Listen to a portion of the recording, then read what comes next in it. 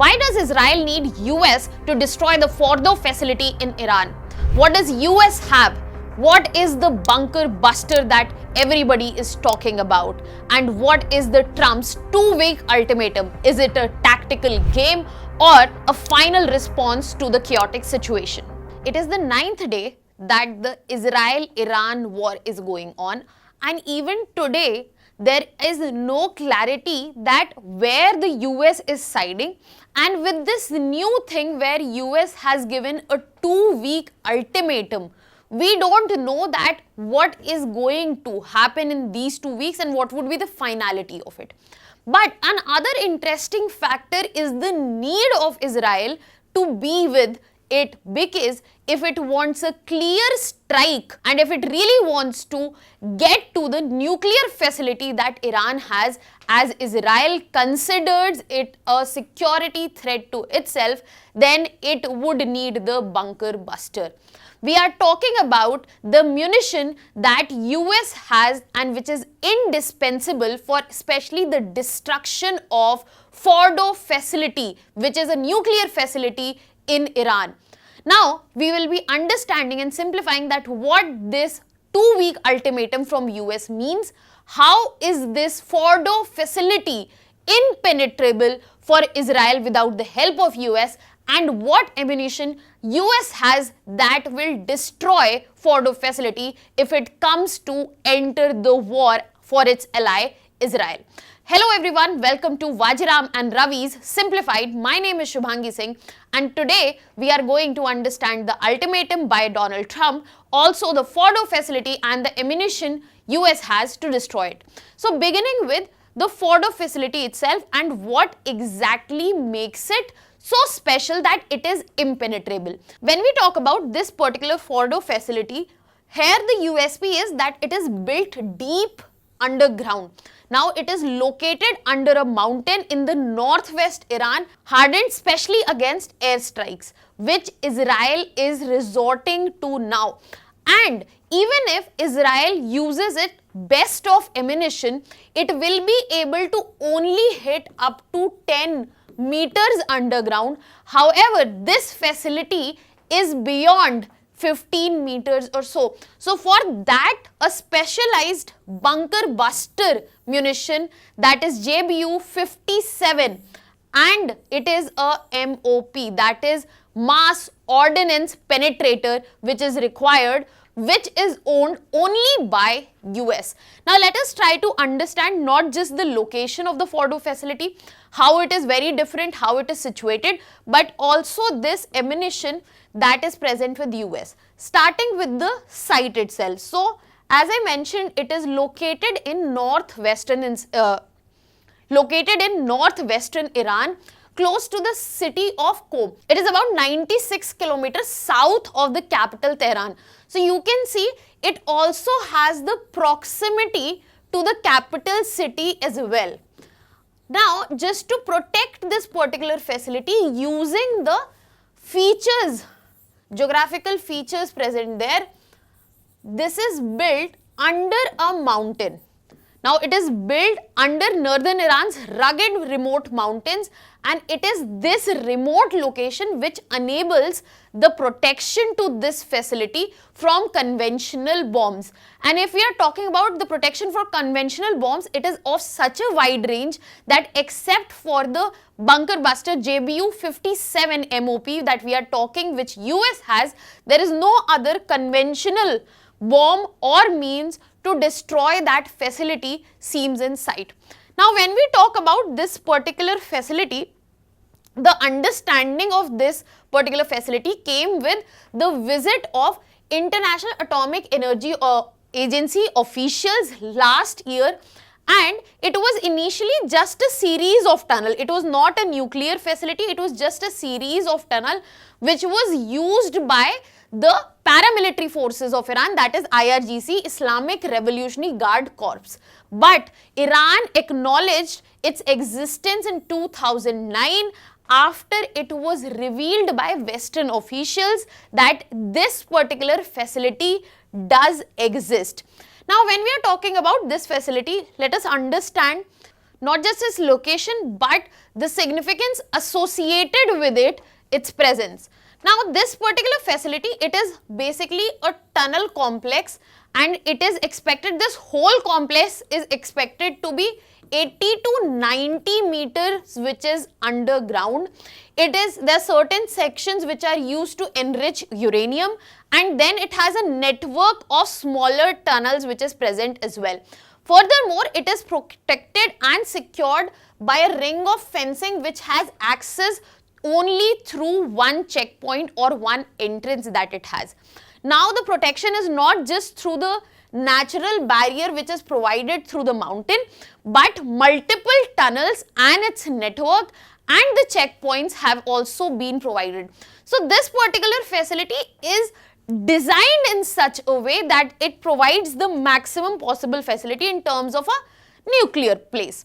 Now, if this such impenetrable place is to be struck by Israel, they cannot do it on own. That is very much clear, because Israel does have modern class weapons, but they can only operate at the depth of less than or up to 10 meters, that is almost 33 feet.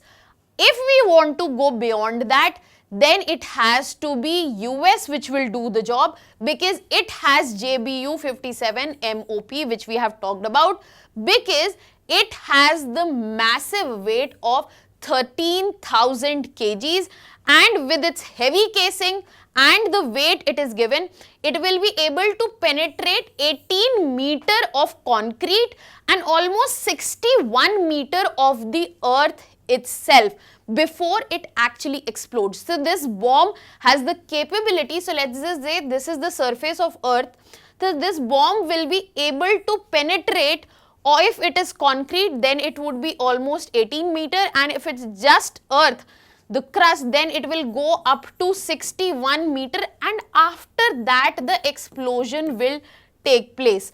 So, this is what we are talking about, and this is being labeled as bunker buster, because it has the ability to go into the underground facility and then go off, which can lead to the destruction and the damage that is required for such bunkers.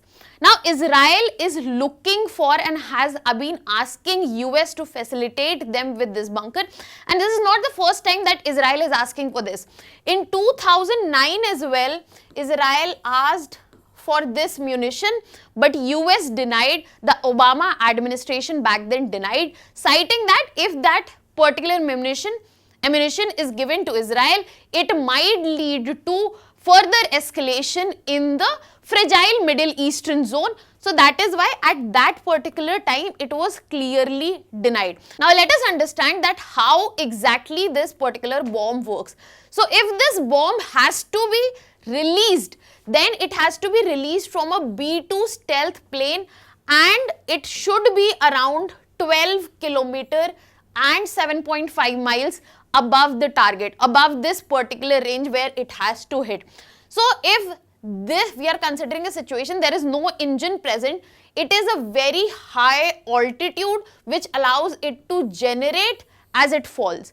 So, even if at this particular altitude, when it is falling down, that particular bomb, it gains momentum because of the speed that it is coming from, and the satellite guidance is also complementing it, because that is what allows it to steer it to the adjustable tail and hit the site which is required.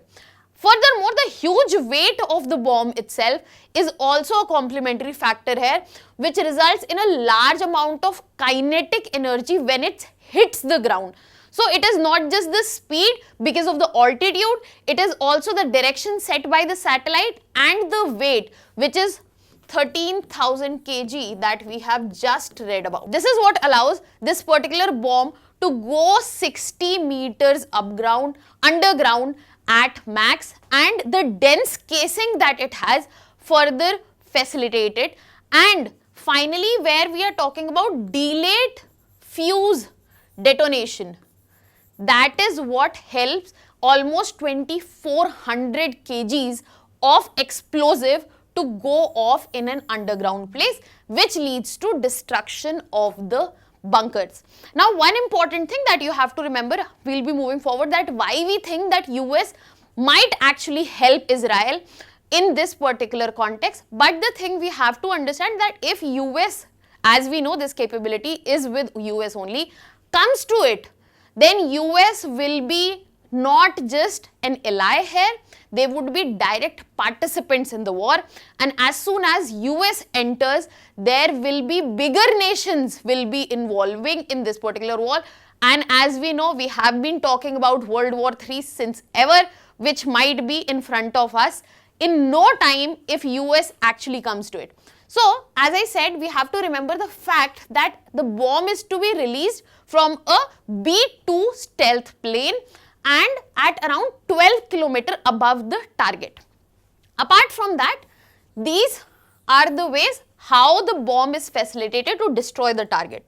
Now, before we move to this discussion that is US is going to do this and is it possible that US is planning, because there are evidences to support it, it is not a guarantee that if US decides to use it, because as we said that there are certain tunnels that are as deep as 80 to 90 meters below the surface, and where we are talking about other uranium enrichment sites at Natanz, because there has been, if we talk about Natanz nuclear facility, they have been hit by the airstrikes we have seen from Israel. And in this scenario, if you're talking about Fordow, it is much possible that even if US enters this equation, Fordow nuclear site is not destroyed because their uranium enrichment center is way deeper. And we have just understood the maximum destruction through JBU 57 MOP that can be taken place is almost 60 meters only. Now the question is US going to act? Yes, we are expecting that US might act with the facts that there has been certain deployment of B-2 stealth bombers to Diogo Gracia, which is an air base. It is in the 3,700 kilometer range of Iran. And we have to understand this falls within the B-2 range itself. Now, B-2 is the only stealth plane which is capable of carrying MOP bombs. So, now placement of B-2 planes in the Diogo Gracia air base makes it the fact that they are in a situation if they want to use it on Iran. Apart from that, we also have seen in the past few days that almost 30 US military planes, they have moved from the bases in US to Europe. That means even though US has not clearly came into the rescue of Israel, because initially US said this is a unilateral action from Israel. It has talked about giving warnings to Iran. It has asked people of Tehran to evacuate it. But there is no clarity that what US is trying to do about this particular situation. But there are certain evidences we have in front of us that in coming times that US is prepared to side with Israel with full force if it actually comes to it, and it will join Israel in terms of strikes. Now, the reason all this is being looked forward to, that we are clear in terms of the fact that Israel has certain limitations when it comes to penetrating the Fordow's depth effectively, and it will need US help. It will need the logistical and weapon support if it actually wants a clear as well as full-scale strike, which does not assure the destruction of Fordow facility, but definitely it is going to need, if it wants to target Fordow facility. It will have a clear strategic implementation. As I said, if US comes to support Israel with such weapons, that means it will become an active participant in the war, which will lead to a bigger and wider war, which we might see in coming times.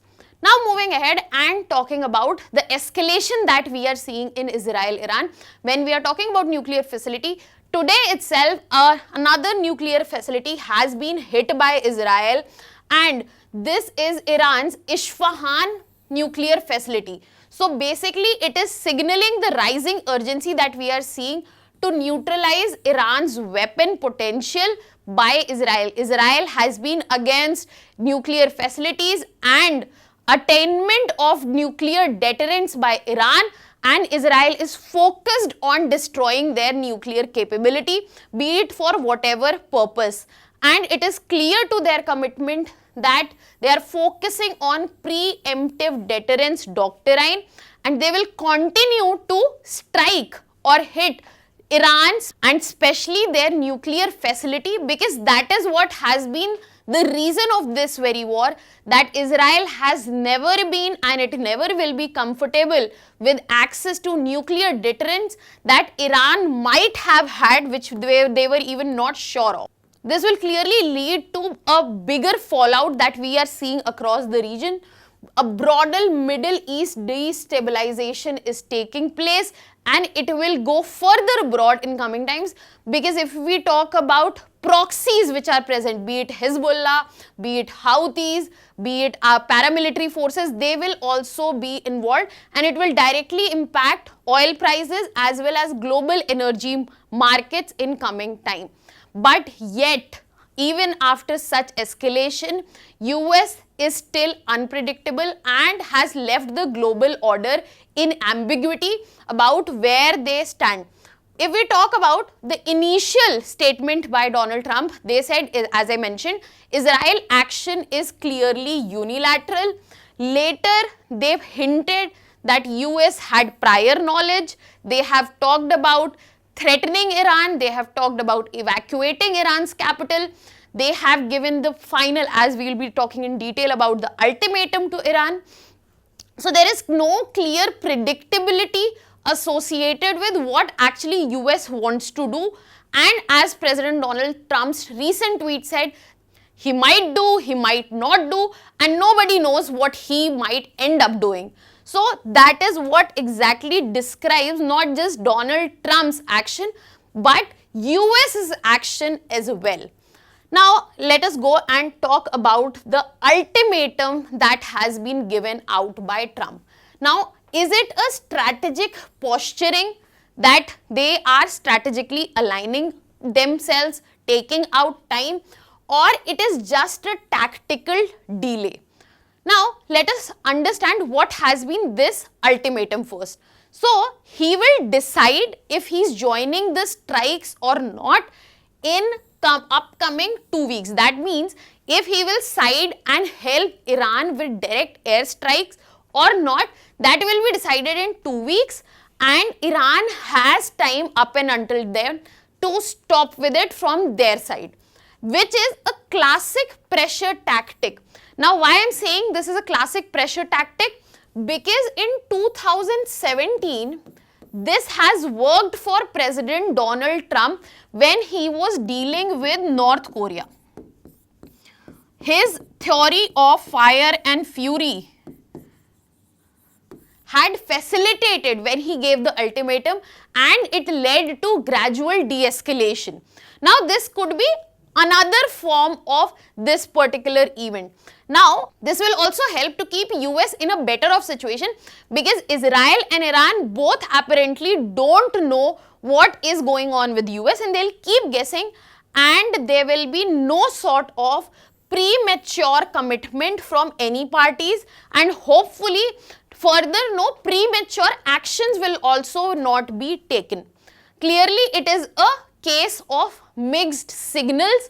And at G7, if you remember recently, where Donald Trump left early to address the issues between Israel and Iran, and as he said, a bomb can go off any time, he was referring that Iran is close to a bomb. And this is absolutely in contradiction with his statement in May, where he said that Iran is close to a nuclear deal. So this is the second example that we are seeing that Donald Trump has been changing his statements, and that is how US is losing credibility in terms of commitments and in terms of signals. If we talk about coming times, this time, 2 weeks, maybe it would be used as an open back channel for diplomacy to negotiate who has leverage over Iran, and it might also be used to shape the domestic narrative in an election year that we are talking about.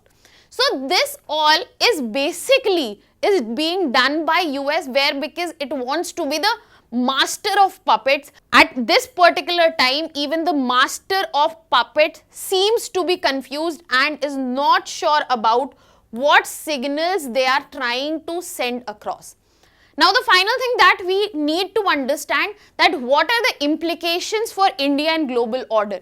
The first and most obvious implication that comes, and we always take in consideration, is related to economics. That means, will the output be affected?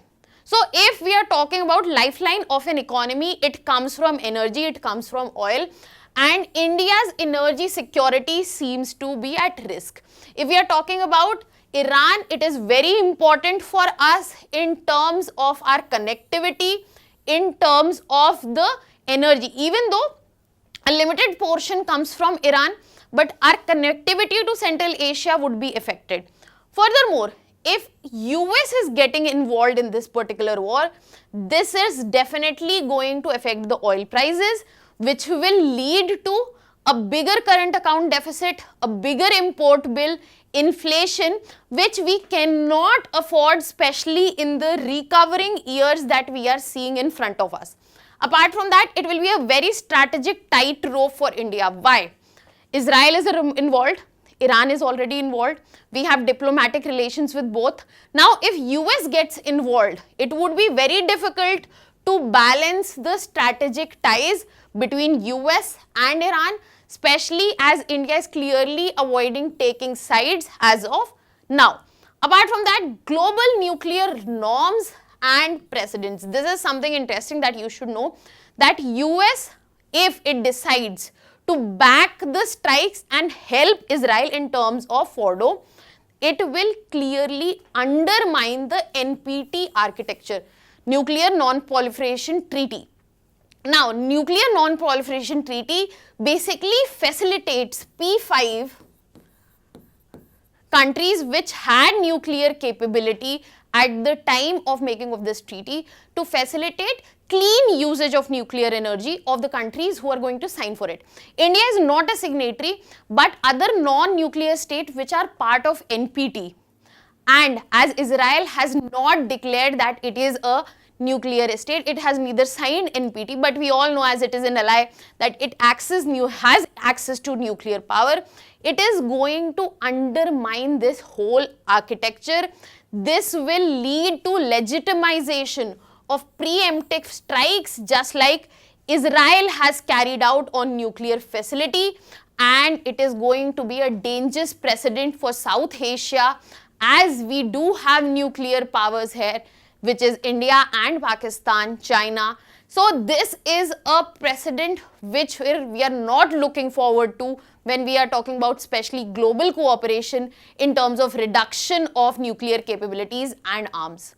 Now, we have a prelims question for you to practice. You can put in your answers in the comments section.